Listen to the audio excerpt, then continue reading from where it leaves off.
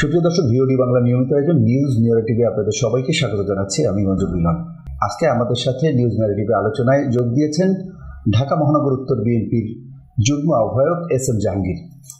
SM. Jahangir, VOD Bangla স্টুডিওতে আপনাকে স্বাগত জানাচ্ছি। ধন্যবাদ। আপনাকে ধন্যবাদ। আপনার মাধ্যমে ভিওডির সমস্ত কলাকৌশলীকে আমার পক্ষ থেকে ধন্যবাদ জানাচ্ছি।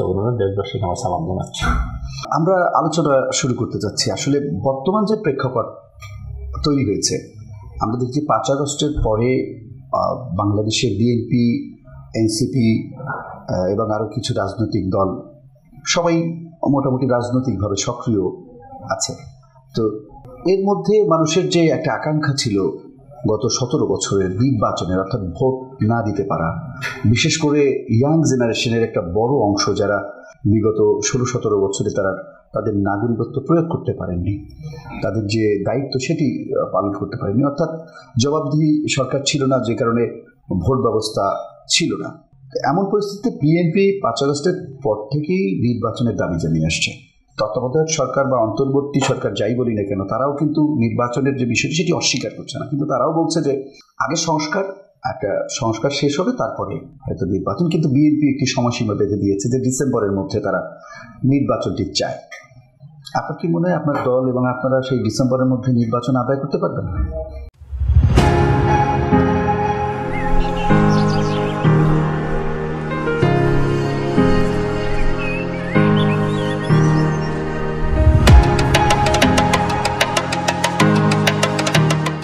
ধন্যবাদ আপনাকে। আপনি জানেন, আমরা দীর্ঘ 17 বছর স্বৈরাচার বিরোধী আন্দোলনে সম্পৃক্ত ছিলাম। সারা দেশের মানুষ বুক ভরে তাকিয়েছিল যে গত 2008-এর পরে যে নির্বাচন হলো, 8 নির্বাচনের পরে যে আন্দোলন শুরু হয়েছে পার্টি ভারপ্রাপ্ত চেয়ারম্যান জনাব তারেক রহমানের নেতৃত্বে, দেশটাকে বেগম খালেদা জিয়ার নেতৃত্বে এবং তারেক রহমানের যে আন্দোলন শুরু হয়েছে, সেই আন্দোলনে বাংলাদেশের প্রতিটি মানুষ সমর্থন দিয়ে যাচ্ছিল। পরবর্তীতে এই সরকারের, অর্থাৎ ফেসিবাদের হাসিনা সরকারের তৎকালীন সময়ের নির্যাতন নিপীড়নের কারণে আমাদের অনেক নেতাকর্মীর গুম হয়েছে, খুন হয়েছে, হত্যার শিকার হয়েছে, মামলার শিকার হয়েছে। তার পরবর্তীতে জোর করে আপনি দেখেন 14টি নির্বাচন করেছে। 14 নির্বাচনে কি হয়েছে, কতটুকু কী করেছে সেটা আমরা দেশবাসী জানি। তার পরবর্তী দেখেন 18তে একটি নির্বাচন হয়েছে।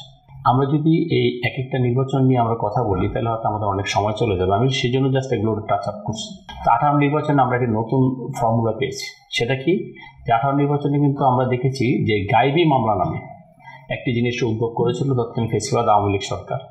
তখন এই গায়েবী মামলা দিয়ে আমাদের সমস্ত নেতাকর্মীদেরকে এলাকা থেকে বিতাড়িত করে। তারা 18 যে নির্বাচনটা হলো 30শে ডিসেম্বর ছিল নির্বাচনের ডেট, তারা 29 থেকে রাতে কিন্তু নির্বাচনের কার্যক্রম সেরে ফেলেছে। এবং 14 নির্বাচনটা তাও একটু বলতে হয়, সেখানে 154টা সিট বিনা প্রতিদ্বন্দ্বিতা তারা নির্বাচিত করে নিয়েছে। অর্থাৎ আওয়ামী লীগ বা হাসিনা কখনো চায় না যে জনগণ ভোট দিতে আসুক বা ভোটে আসুক, কারণ জনগণের প্রতি তাদের বিন্দুমাত্র আস্থা ছিল না। কারণ দেশের জন্য, জনগণের জন্য তারা এমন কিছু করেনি যেটা জনগণ তাদের পক্ষে থাকবে। হাসিনা কিন্তু সবসময় একটা কথা বলতো যে আগে উন্নয়ন, তারপরে গণতন্ত্র। অর্থাৎ সে ভোটের রক্ষা করে না। একটি রাষ্ট্রের, একটি গণতান্ত্রিক রাষ্ট্রের জনগণ যে সমস্ত রাজনৈতিক ক্ষমতার উৎস, এটা বিএনপি বিশ্বাস করে, কিন্তু হাসিনা সেটা বিশ্বাস করতো না। যার কারণে কিন্তু হাসিনা প্রতিটি নির্বাচন জোর করে নির্বাচন করেছে। এবং আপনি দেখেন, আমরা আগে মনে করতাম বা মানুষ বলতো যে আওয়ামী লীগের একটা ভোট দেশে ছিল, সেটা হোক 30% হোক 32%, কিন্তু গত নির্বাচনগুলো, সেই সমস্ত নির্বাচনগুলো আপনি যদি 14 নির্বাচন বলেন, 18 নির্বাচন বলেন, 24 নির্বাচন, কোনো নির্বাচনে কিন্তু সেই ধরনের ভোট পড়ে না। তাইলে আওয়ামী লীগ করে কারা? তো এই ফেসিবাদের অত্যাচার নির্যাতনের কারণে দেশের মানুষ এতটাই অতিষ্ঠ হয়েছে যে দেশের মানুষ সর্বক্ষেত্রে, সর্ব জায়গা থেকে বঞ্চিত হয়ে এই সরকারের বিরুদ্ধে আন্দোলনে নেমেছে। আর সেটা প্রথম যখন বৈষম্যবিরোধী ছাত্র আন্দোলন করেছে, সেই আন্দোলনটা পরে কিন্তু এক দফায় চলে গিয়েছে। আপনি দেখেন, এক দফা আন্দোলনে আমাদের সেই আন্দোলনের মূল নেতৃত্ব দিয়েছিলেন আমাদের পার্টির ভারপ্রাপ্ত চেয়ারম্যান জনাব তারেক রহমান। সেই তারেক রহমান সাহেব লন্ডনে বসে যারা বৈষম্যবিরোধী আন্দোলনে জড়িত ছিলেন, যারা পরবর্তীতে যারা ছাত্র জনতা গণঅভ্যুত্থানে যারা জড়িত হয়েছেন, সবার সাথে কিন্তু যারা নেতৃত্বাধীন, তারা সবার সাথে আমাদের পার্টির ভারপ্রাপ্ত চেয়ারম্যান জনাব Tarique Rahman time to time কথা বলেছে। তাহলে আমরা বলতেই পারি যে বিএনপি সহ যারা আন্দোলনে মাঠে ছিলেন, সকলের নেতৃত্ব দিয়েছেন আমাদের পার্টির ভারপ্রাপ্ত চেয়ারম্যান জনাব তারেক রহমান। 5ই জুলাই আগস্টের যে আন্দোলন হয়েছে, সেই আন্দোলনে আমাদের বিএনপির প্রায় 422 জন নেতাকর্মী নিহত হয়েছে। অনেক নেতা পঙ্গুত্ব বরণ করছে, আহত হয়েছে, অনেকে মামলা খেয়েছে। আমি নিজেও কিন্তু তখন জেলে ছিলাম। আমি এক বছর জেল খেটে আমি মার্চ মাসের 8 তারিখে বেরিয়েছি। তারপরে আবার 22শে জুলাই আবার অ্যারেস্ট হয়েছি এবং আমি বের হয়েছিল আপনার 6ই আগস্ট। অর্থাৎ দেশ স্বাধীন হওয়ার পরে, গণতান্ত্রিকভাবে স্বাধীন হওয়ার পরে আমি বের হয়েছি, যখন দেশে কোনো রাষ্ট্রে কোনো সরকার ছিল না। তা আমি এতগুলো কথা বললাম যে তখন ছাত্র জনতার যে আন্দোলন হয়েছে, সে আন্দোলনে এই দেশের আপামর জনসাধারণ কে পার্টি করে কে পার্টি করে না সেটা নেই। দেশের মানুষ যারা দেশকে পছন্দ করে, দেশকে ভালোবাসে, দেশের স্বাধীনতা সার্বভৌমত্বে বিশ্বাস করে, গণতন্ত্রে বিশ্বাস, আপামর জনসাধারণ সেই আন্দোলনে ঝাঁপিয়ে পড়েছিল। যার কারণে কিন্তু আমরা এত বড় একটা ফেসিবাদকে মোকাবেলা করে, ফেসিবাদকে আন্দোলন করে আমরা বিতাড়িত করতে পেরেছি এবং হাসিনা পালিয়ে গেছি। আপনি দেখেন, হাসিনা পলায়নের পরে আমরা কি দেখলাম? বিএনপি সহ দেশের মানুষের সহযোগিতার কারণে, সমর্থনের কারণে অধ্যক্ষ ইউনূস, উনি অনেক নামি দামি ব্যক্তিত্ব, ওনার মাধ্যমে একটা ইন্টারিম গভর্নমেন্ট সৃষ্টি হবে। সেই ইন্টারিম গভর্নমেন্টের মূল দায়িত্ব ছিল, মূল কাজ ছিল বা এখনও আছে, যে বাংলাদেশের মানুষ যার জন্য 17 বছর যুদ্ধ করেছে একটি সুষ্ঠু সুন্দর নির্বাচন দিবে। কিন্তু আমরা দেখলাম যে তারা নির্বাচনে তারা আসার পরে, অর্থাৎ ইন্টারিম গভর্নমেন্ট যখনই শপথ নিল, তার পরবর্তীতে তারা কিছু রিফর্মের কথা বলল।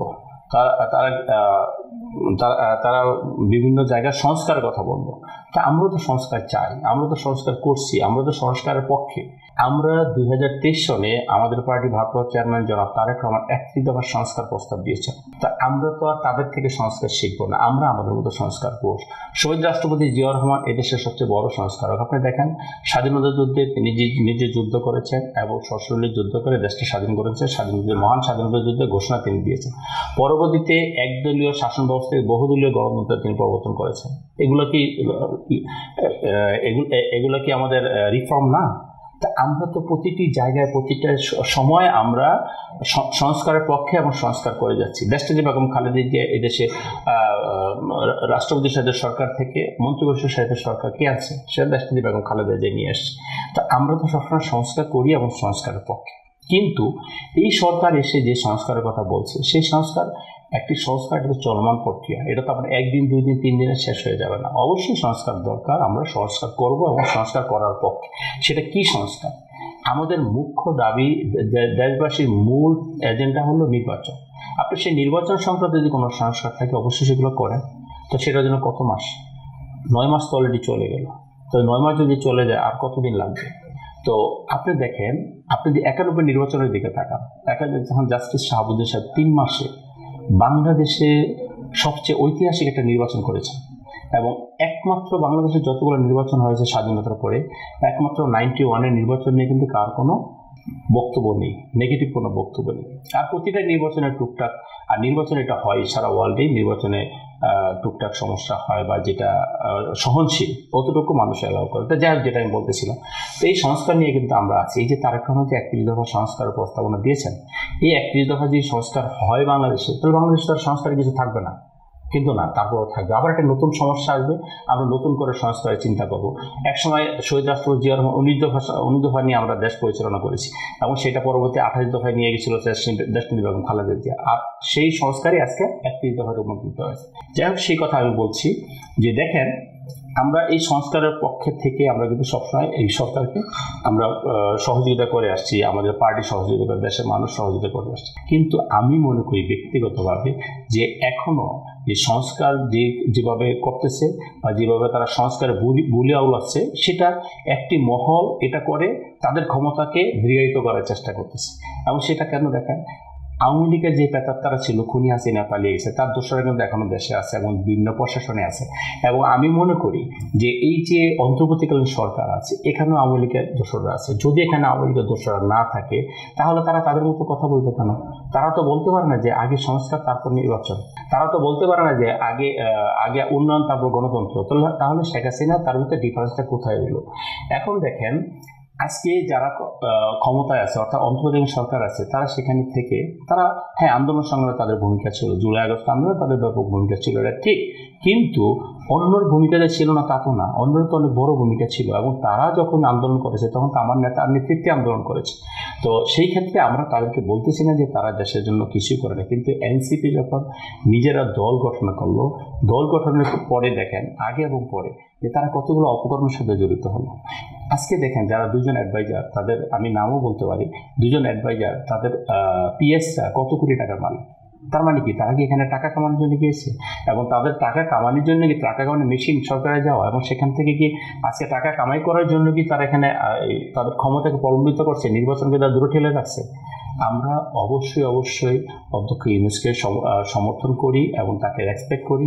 তা আমরা বিশ্বাস করি যে অতীত দিনের যে অভিজ্ঞতা, সেই অভিজ্ঞতা থেকে তারা শিক্ষা নেবে, এবং বর্তমান যে সিচুয়েশন, এই সিচুয়েশনে আমাদের পার্টির ভারপ্রাপ্ত চেয়ারম্যান জনাব তারেক রহমান স্পষ্ট বলেছেন যে আগামী ডিসেম্বরের মধ্যে নির্বাচন সম্ভব, শুধু সম্ভব না, আগামী ডিসেম্বরের মধ্যে নির্বাচন দিতে হবে, এবং সেগুলো নিয়ে আমরা কাজ করছি। গত পরশু দিন আমাদের পার্টির সাথে তাদের মিটিং ছিল, এর ইতিমধ্যে 2টা মিটিং হয়েছে। আমরা নির্বাচনী রোডম্যাপ চাচ্ছি। যদি নির্বাচনী রোডম্যাপ না দেয় তাহলে হয়তো দেখা গেল যে আমরা খুনি হাসিনার বিরুদ্ধে যেরকম আন্দোলন করেছি আমাদের সেরকম একটা আন্দোলনে যেতে হবে, কিন্তু আমরা কোনোভাবেই চাই না যে সেরকম আন্দোলন করে অধ্যক্ষ ইউনূসের মতো একজন নামী দামি ব্যক্তিকে আমরা ক্ষমতা থেকে সরাই। কিন্তু তার আশেপাশে যে লোকজনগুলো আছে, তার আশেপাশে যে নেতৃত্ব আছে, যারা এখন রাষ্ট্র পরিচালনা করছে, তাদের ব্যাপারে দেশের মানুষের ব্যাপক নেতিবাচক অ্যাটিটিউড আছে। তারা মনে করে, দেশের মানুষ মনে করে যে তারা ক্ষমতায় থেকে এই ক্ষমতার লোভে তাদের পেয়ে গেছে, তারা কোনোভাবে ক্ষমতা ছাড়তে চাচ্ছে না, যার কারণে নির্বাচনকে প্রলম্বিত করছে এবং এই সংস্কারের নামে নির্বাচন দেরি করার চেষ্টা করছে। কিন্তু দেশের মানুষ একটি নির্দিষ্ট সময়ের পরে তাদের এই সমস্ত প্রলম্বিত ক্ষমতার লিপ্সা থেকে তাদেরকে বের হওয়া আসার জন্য বাধ্য করবে, এটা আমরা মনে করি। আর আমরা জাতীয় দল থেকে শুরু করে সারা দেশের মানুষ যেভাবে আমরা আন্দোলন করেছি, যেভাবে সংগ্রাম করেছি, আমাদের আন্দোলন সংগ্রামের অভিজ্ঞতা আছে। আমরা কিন্তু, আমি মনে করি শুধু বিএনপি একাই যে আন্দোলন করে খুনি হাসিনাকে পতন ঘটিয়েছে তা না, এখানে একটা সাধারণ মানুষ, দেশের সাধারণ মানুষ যারা 17 বছর এই আওয়ামী লীগ করতে নির্যাতিত, নিপীড়িত। আপনি দেখেন, আমরা দেখেছি যে যখন আওয়ামী লীগ ক্ষমতায় আসে তখন কিন্তু এদেশে হিন্দুরা সবচেয়ে বেশি নির্যাতিত হয় আওয়ামী লীগের আরবদের দ্বারা, এবং আওয়ামী লীগরা কিন্তু সবসময় হিন্দুদের সয় সম্পত্তি দখল করে। এটা আপনারা যদি একটি সার্ভে করেন তাহলে বুঝতে পারবেন না, 96-এর পর থেকে এই কাজগুলো হয়ে আসছে। তো সেই ক্ষেত্রে তারাও কিন্তু অনেক হিন্দু পরিবার আওয়ামী লীগের অনেক পরিবারের অনেক ছাত্ররাও কিন্তু আমাদের এই আন্দোলনে ছিল, কারণ তারা এই আন্দোলনের সাথে সম্পৃক্ত ছিল। তো সেই ক্ষেত্রে আমরা মনে করি যে তারা যতই প্রলম্বিত করার চেষ্টা করুক, ডিসেম্বরের পরে দেশের মানুষ তাদের আর সুযোগ দিবে না। তারপরে দেখেন সংস্কারের কথা বলে, তাহলে সংস্কার তো সবার আগে করা উচিত। জুলাই আগস্টে যারা হত্যা হয়েছে তাদের বিচারটা আগে করা উচিত। তো আপনি তো এই 9 মাসে আপনি কয়টা মামলার আপনি চার্জশিট দিয়েছেন? এই 9 মাসে আপনি কয়টা মামলা আন্তর্জাতিক ট্রাইব্যুনালে নিয়েছেন? আপনি সেটা করেন নাই। আপনার তো সবচেয়ে প্রায়োরিটি তো সেটা যে এতগুলা তাজা প্রাণ গেল, ছাত্র জনতা মৃত্যুবরণ করলো, শ্রমিক মৃত্যুবরণ করলো, হকার মৃত্যুবরণ করলো, তো দুধের বাচ্চা মৃত্যুবরণ করলো, তো তাদের ব্যাপারে তো আপনার কোনো ইমোশন নাই। আমরা যখন দেখি যে পঙ্গু হসপিটালে এখনো পঙ্গুত্ব নিয়ে মানুষ কাতরাচ্ছে, আমরা যখন সেখানে যাই তারা আমাদেরকে ধরে হাউমাউ করে কান্নাকাটি করে, তাদের তো সুচিকিৎসা হচ্ছে না কেন? আপনি যদি সেরকম ভাবে চলতে পারেন, আপনি প্রাডো গাড়িতে চড়েন, আপনি 5 স্টার হোটেল ছাড়া খান না, ও তো আপনার সাথে জড়িত, ওর সাথে আপনার পাশের ছেলেটা গুলি খেয়েছে, সে অন্ধ হয়ে গেছে, সে পঙ্গুত্ব বরণ করেছে, তার তো কোনো খোঁজখবর রাখতেছেন না, তার তো চিকিৎসা করতেছেন না। এবং সেই কারণে কিন্তু গত কিছুদিন আগে আপনি দেখেছেন বরিশালের 3 জন এনসিপির নেতা পদত্যাগ করেছে। কেন পদত্যাগ করেছে? তাদের কিন্তু মূল ইস্যুই ছিল যে আমরা কিন্তু এই কারণে বৈষম্য বিরোধী আন্দোলন করিনি, আমরা কিন্তু এই কারণে হাসিনার পতন ঘটাইনি, আমরা যে বৈষম্যের বিরুদ্ধে আমরা আন্দোলন করেছি আমরা নিজেরাই সেই বৈষম্য শিকার। কাজেই আমরা বলতে চাচ্ছি যে আপনারা যত যাই বলেন, আপনারা ক্ষমতা থাকার জন্য যতই প্রলম্বিত করার চেষ্টা করেন, আপনারা পারবেন না। এই দেশের মানুষ এটা মেনে নেবে না। বিশেষ করে বিএনপি যেভাবে আগাচ্ছে বা বিএনপি সাধারণ মানুষকে সম্পৃক্ত করতে বিএনপি চিন্তা করে বা বিএনপি বোঝে বা বিএনপি আমাদের পার্টি ভারপ্রাপ্ত চেয়ারম্যান জনাব তারেক রহমান স্পষ্ট বলেছে, বাংলাদেশের সমস্ত রাজনৈতিক ক্ষমতার উৎস হলো জনগণ।